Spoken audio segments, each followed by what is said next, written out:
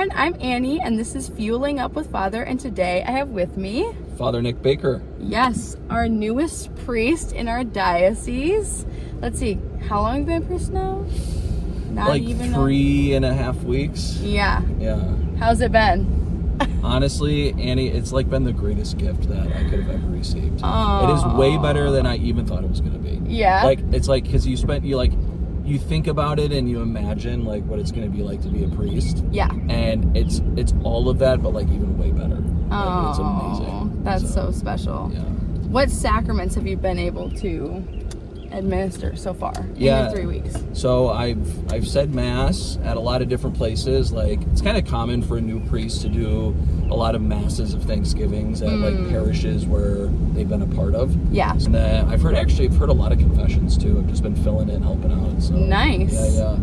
So that's all been good. So what's been like your favorite part of it? I think probably hearing confessions. Yeah. I don't know, it just like the mass, like I think will be maybe my favorite part of becoming a priest, but it's like there's just you have to be so focused on just like saying the mass right. Oh, you know what yeah. I mean? Mm-hmm. Where I felt like the first time I went into the confessional, like it was just like natural. Yeah. You know? You're in persona Christi when you're in the Yeah. confessional and when you're celebrating mass. Yeah. What's that like? Yeah, it's I found, particularly in the confessional, just like things will like pop into my head and I'll just be like, where the heck did that come from? Like, that wasn't me at all. You know what I mean? Whether it's like giving a penance or even giving counsel, like all of a sudden you just start saying things and it's just like, oh my goodness, like that was not me at all. And it's just kind of like proof that like, okay, no, this is Christ like working through me, which is like super cool. Yeah. What's cool is that since like when you're ordained a priest, like it changes your soul and it like changes your identity. So like it's like an identity thing. When did you enter seminary?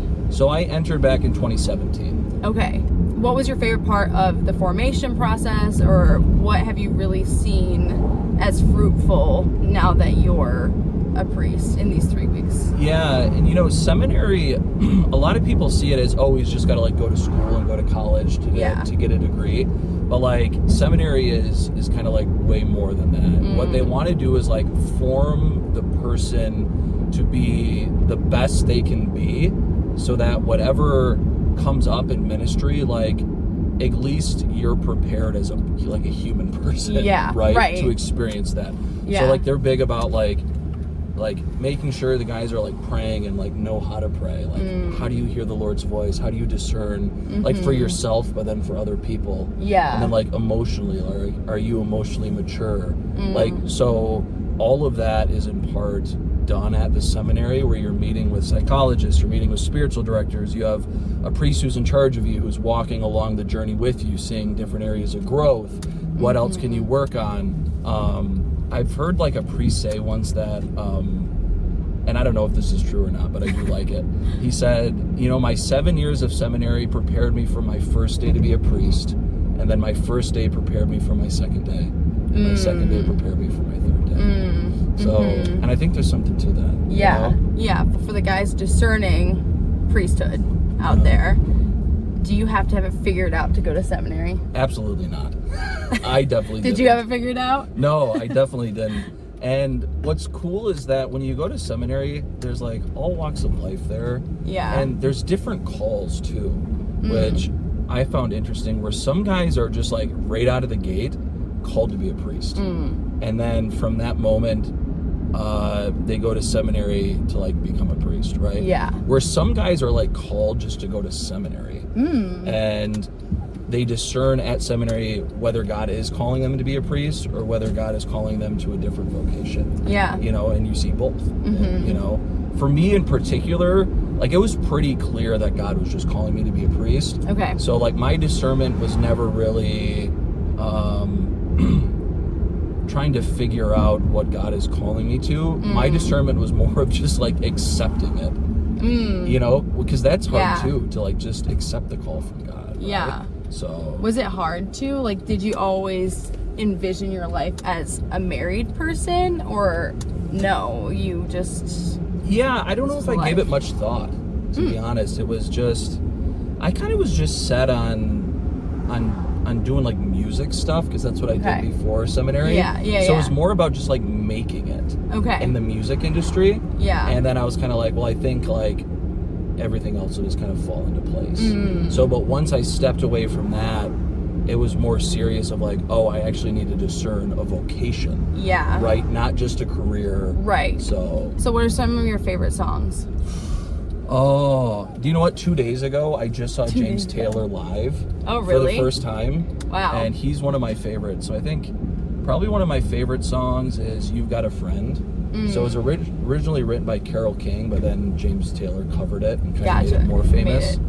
So I'm super into like 70s folk right now. So I love Jim Croce. Like Operator, or I think at this moment, I think my favorite song of all time, they fluctuate, but I think at this moment, my favorite song of all time is Annie's Song by John Denver. Wow. I've never heard it, and my name's in it. Yeah, I think it's the greatest song ever written.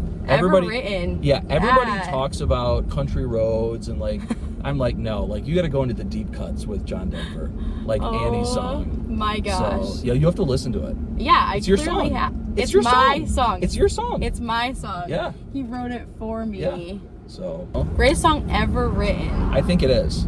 I think lyrically and musically. Wow. I guess when I say greatest song ever written, maybe within like the last 70 years. So like, that's pretty extensive though. Yeah. Like what going back would beat that besides like, well, I think some of like famous like Bach or Beethoven. Exactly. You know? Like, I don't want to like exclude Bach or Beethoven. It's kind of a different category. It's a different category, or even like jazz, which I studied. Like, it's a different category. Yeah, that's true. So like, but they just don't write them like that anymore. I mean, like the lyrics of some of these like folk songs are just like, I don't know. I love them. Yeah. They capture my heart. So. Do you have any musical hot takes? Oh. Hot takes? I'm sure you do. I do, but I don't know if I want to say them on the air. Well, we can bleep it out. But I want to know personally. Yeah, I think Elvis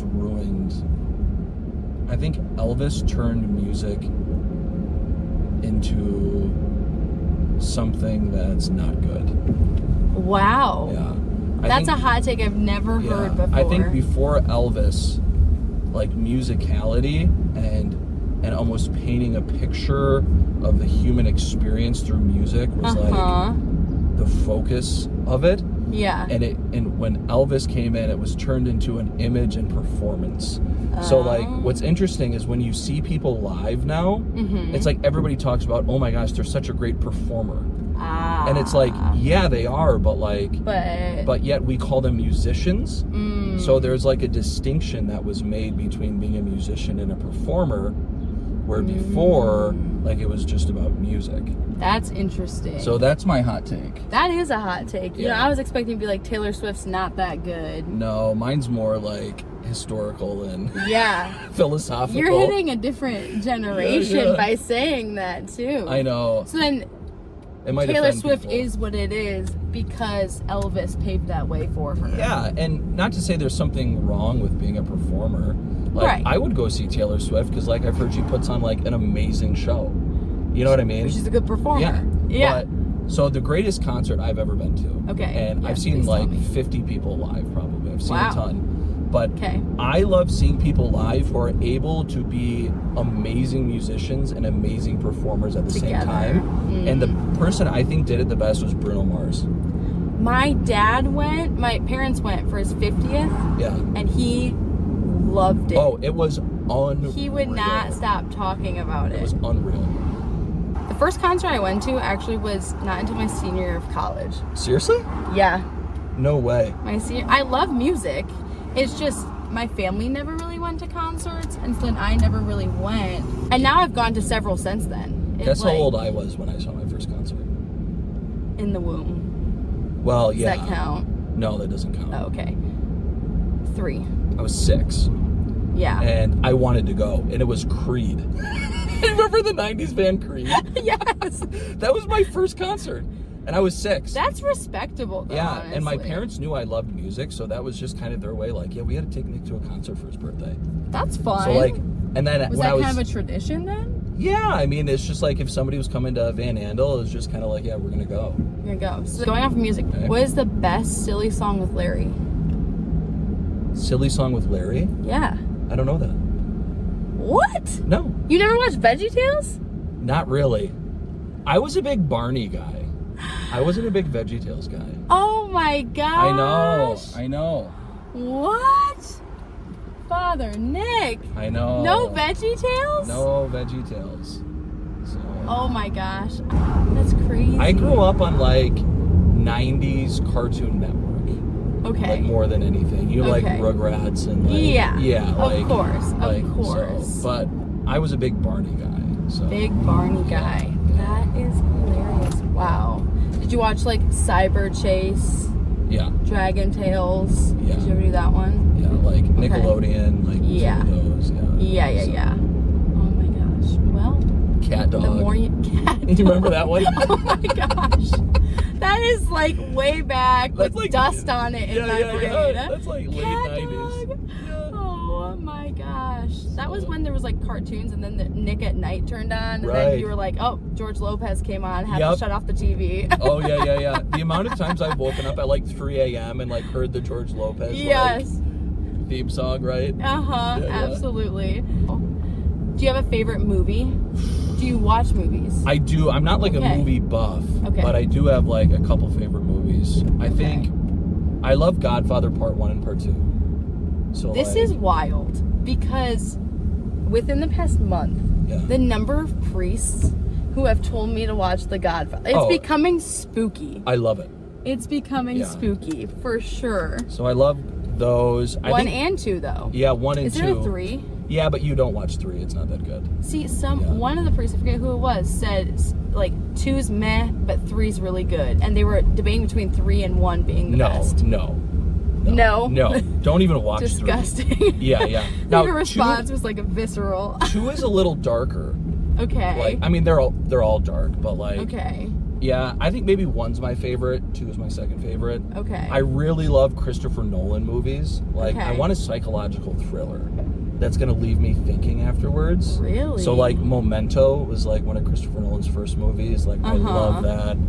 Like Oppenheimer, Inception, like those kind of Inception, movies. yeah. But just from an emotional standpoint, maybe just my favorite movie is actually, it's called Flight. So Okay. it's with Denzel Washington. Oh, nice. And yeah, it's just like a redemption story. Which is Okay. like super cool. Okay, so now I need to know, what is it about The Godfather? I don't know. It's That specifically, I mean, I know it's a cult classic. Yeah. Everyone loves it, right? And so Yeah. there has to be something to that. But what is specifically appealing to the priest demographic about this movie? I think you could say it's just from, like, it's Italian, and all priests love Italian things, right? Like, Of course. So you get like the Italian family, and of course there's like, I think, tasteful violence, right? Like, Sure. and then, but also I think from like a spiritual standpoint, I think it like points to how serious like sin can take over somebody. So it's almost like a wake-up call of, I mean, like with Part 1 and Part 2, you just see a transformation of an innocent good man be transformed into this like mob head.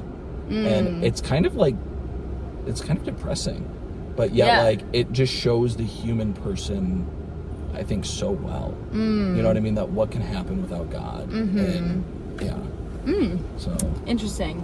Okay, well now I'm really gonna have to watch it. yeah, You sew vestments? I do make vestments. Yeah. How did you pick that up? So it was like last year, actually. Okay. So I've been doing it about a year now, coming up on a year. Okay. And I was just looking up vestments because I was like, needed to buy some, right? Like coming up. Naturally, yes. And I was like, they just didn't really have like what I had envisioned Oh. of what I wanted, and Yeah. I couldn't find it anywhere. And I'm very like creative, like my brain is like 99% creative, you know what I mean? Yeah. So I love little like creative outlets. I mean, music was that, but and I like researched it for like 2 weeks, and I was just like, I think I can do this. Wow. Yeah, and it was kind of a God moment too, because I was at a parishioner's house, and I was just telling him I was thinking about making vestments. Yeah. And I got really close to these parishioners because I buried the lady's mom. And there's just like a deep bond there, like when you go through that, right? Yeah. That you have with parishioners. Yeah. And she was like, oh my gosh, like my mom was the biggest sower. I have all of her stuff and I want you to have it. Whoa. So yeah, I got like 2 machines from them. So that's what I started out on. Nice. And yeah, just from there, I'm just kind of growing and loving it. So wow. yeah. Do you have any bucket list items that you're really wanting to accomplish in your life? Yeah, I'd like to go skydiving one time. Nice. And I'd like to see Paul McCartney in concert before he dies. Okay. Yeah. How old is he now? He's in his 80s. But I have to see him beat it. Yeah, you have to. You know what I mean? And I don't even know if he's touring right now. I'd have to look it up. But You should just call him up. yeah. Just be like, hey, I need to see you. Yeah. Skydiving is also on my bucket list. Is it? Yeah. You like thrills and stuff like that? Yeah, I do. Yeah. It's just one of those things where it's like you just gotta say you did it. You know? Yeah. Like I think it would be fun to go and do for sure, but then it's just one of those things where you can say like I've gone skydiving. Yeah. I once heard that like there's like these Franciscan nuns that like some donor was just like, I want all of you nuns to go skydiving who wants to, and there's just photos of like a ton of nuns just like jumping out of planes. That's awesome. I love that. That's awesome. We should find a donor. If anyone's interested in sending our priest skydiving. Yeah, no, I don't think the bishop's gonna like this. This sounds like a liability problem. I don't know. Yeah. We'll show this part to Bishop Okovia. Yeah, See what he says. Right. Maybe he'll go. That didn't come from me. You don't know. Yeah. So let's talk about your ordination day. Like, how are you feeling? Because it's basically your wedding day. It's your equivalent of that. Right. You know, I was at total peace at my priesthood ordination.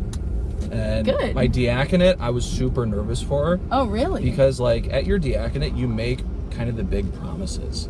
Oh. So of like celibacy, obedience, those kind of things are all done at your diaconate ordination. Okay. So a priesthood one is like, it's just like, just getting ordained a priest. Okay. Which you kind of been longing for. Right. You know? So it was so smooth. I felt so good. I prayed like a holy hour with adoration that morning with like my closest friends and priest friends. Beautiful. And they just like prayed over me, sent me off to the cathedral.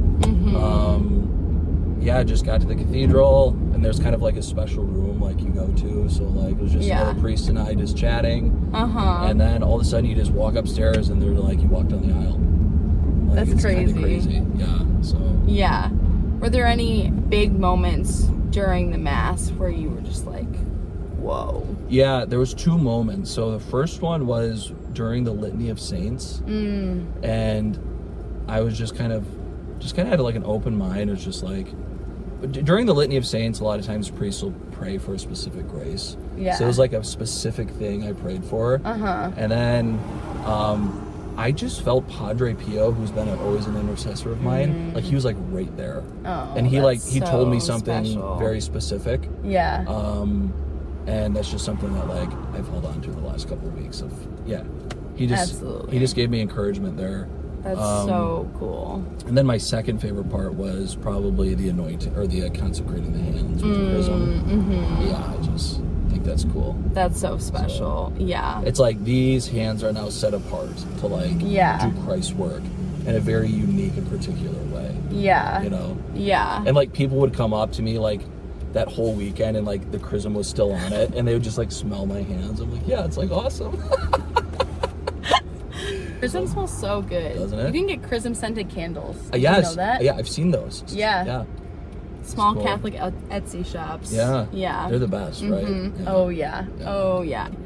That's so special. Especially with Padre Pio. Is he your confirmation saint or just someone you've grown close to? No, just someone I've grown close to. I've visited his body twice in Italy. A lot of priests have said that, particularly in the confessional, he's like one of the best intercessors. Really? So like, when you're kind of stumped in the confessional or something, you just always call upon Padre Pio. And he's there. Yeah, because he's a recent saint. I mean, like, all things within the last 100 years, like, quite recent. Yeah. And then just to hear his stories, though, I mean, very miraculous stories of, obviously, the stigmata, bilocating, levitating, like those things. Yeah. But then also, I think what's even more profound was his obedience. Like, that's why he became a saint. Not because of the stigmata or the bilocation or those things, but he became a saint because even in times of trial and persecution within the church itself against him, like, he remained obedient to Mother Church. And I think that's my favorite part about him. Yeah. And what I'm intrigued because, you do make that promise of obedience. Like, what does that mean to you? Because I feel like some people are like, around that concept these days, especially. Yeah. So. Well, first off, I think obedience is supposed to be a freeing thing. Yeah. Like, it's supposed to free you up, right? So, and I felt that. Because, like, when you kneel in front of the bishop at your ordination and you put your hands in his and you promise obedience, like, it was just so freeing. And I think the biggest thing is, Andy, is like, my life is not my own anymore. Yeah. Like, it's just like, I don't own my life anymore. So, just to be free to have somebody you're obedient to who hears the Spirit and places you where you need to be and where God wants you to be, it's pretty amazing, actually. Yeah. And is it hard? Like, yeah. Like, sure. Priests will say that obedience is more difficult than celibacy.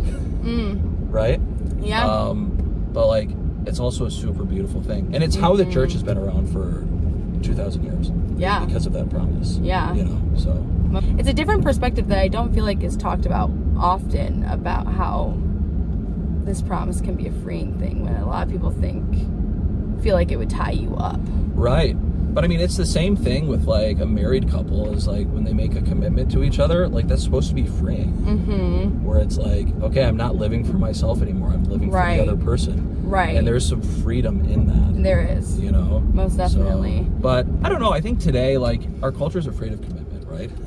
But not just our culture, I guess. It's like throughout human history, people have been afraid of commitment. And I mean, it makes sense. Like, it's scary and it can be painful at times, and there's a lot of uncertainty, right? Like, you lose control. Yeah. But, like, that's exactly where Christ wants to meet us. Right. Is when we feel like we're not in control. Yeah. Because that means he can take control. Yeah. And it always works out better that way. Absolutely. You know? Absolutely. So, 1000%. It always does. What are you looking forward to the most that you haven't been able to do yet as a priest? Yeah, to anoint somebody to do last rites. Really? Yeah. It's I worked at hospice last summer at St. Anne's. Oh, okay. And through Emmanuel Hospice.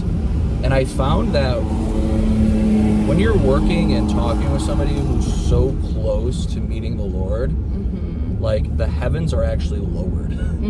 So, like, you walk into these people's houses and you feel like, because they almost have one foot, like, up there, that, like, you're brought up into that with them. Yeah. And I've just had some of the most powerful encounters with people. Yeah. Where, like, it can be a dark time and a scary time for people, but I found it's been super beautiful. Yeah. Where people are just so grateful for the life they've been given. Yeah. And,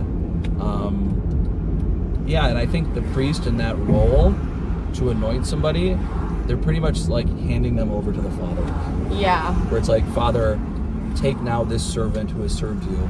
Yeah. And we give them over to you. Yeah. Right? And it's a very liturgical thing. Because if you think about, at the Mass, the priest is offering Jesus to the Father on behalf of the people, right? Right. So when somebody's dying, you're offering this person who's baptized in Christ, in a way. They are Christ in a way, right? Because of their baptism, you're now offering them to the Father. Yeah. Right? So it's like, it's very liturgical. Yeah. And that's what's cool about the liturgy, is that it's not just in the sacraments that we experience it. We do most profoundly, but our whole life is like liturgical, right? Yeah. It's cool. It is. Yeah. The beauty of the Catholic Church and its intricacies, when you really can dive into it and explore it, it's just so beautiful. And it, like, consumes you. Yeah. Like, your whole being. It consumes all of it. You know? And that's what's beautiful about it, in my opinion, is no human can just create this. No. It's so perfectly made. Yeah. And so intricate and so impossible for us to learn every intricacy about the faith in our lifetime. Yeah. That's how you know this has to be it. This is it. Yeah. Yeah. There's a funny story of, there was this priest in Italy, there was a priest talking to this guy in Italy, and this guy was thinking about becoming Catholic. Okay. And he had a lot of questions, because at this time there's a lot of scandal going on in the church. Right. And he said, before I decide if I'm going to become Catholic, I'm going to go to Rome, kind of see the major sites, right?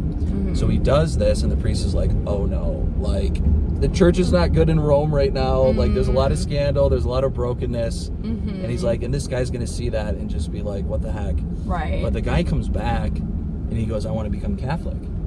And the priest goes, well, why do you want to become Catholic? And he said, because I saw how broken the church was, but yet you somehow have always been around. And he said, that is just proof that it's the Spirit really at work. And yeah, that story's always touched me, right? Yeah. Because the church is broken. Absolutely. Like, the Spirit's there, like the teachings are true, but yet the people who pass that down, like, we're all broken individuals. And the church isn't trying to create some utopia either, because it's just impossible. Right. So. Right. And in doing that, it wouldn't be authentic either. It wouldn't. It wouldn't be encountering, or it wouldn't be looking at the human person as they really are. Yeah. Right? Right. Yeah. Well, thank you so much for joining me, Father Nick. Yeah, thank you, Annie. This has been great. Yeah, I'm so excited to have you here as a priest in our diocese. Thank you for saying yes to the Lord's call. You're going to be such a blessing. I just know it. Hey, thanks. I'll tell you what, the Lord and the people of God made it easy to say yes. So, well, good. All right.